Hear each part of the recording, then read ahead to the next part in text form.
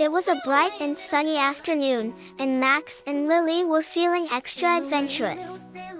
Their living room was usually just a place for watching cartoons or reading storybooks, but today it was transformed into the vast and open ocean.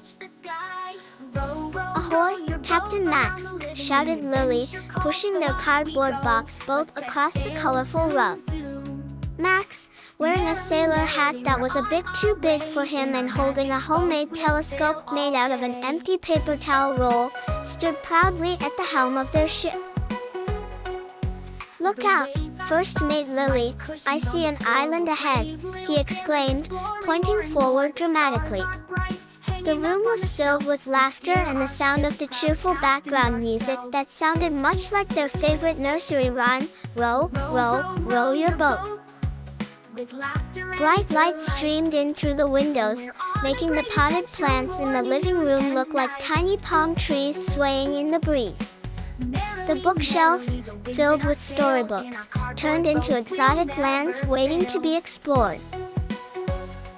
Cushions and stuffed toys became mysterious creatures of the sea, and the children had to navigate around them carefully. In the background, their mother watched with a warm smile on her face, her eyes twinkling with amusement.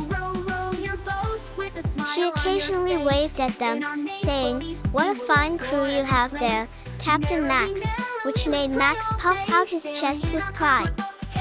"Thank you, ma'am. We'll make sure to bring back treasure from our journey," Max responded, his imagination running wild. As they sailed across their living room ocean, the two siblings imagined all sorts of adventures. They bravely dodged imaginary sharks and sailed through stormy seas made of pillows. "The waves are so high today, Captain," Lily said, pretending to struggle with the waves as she pushed the boat. Max looked through his telescope again and said, "I see the treasure chest buried under that mountain of books."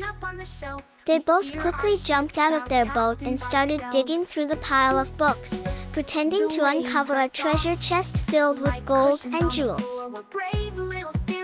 "We did it, First Mate Lily.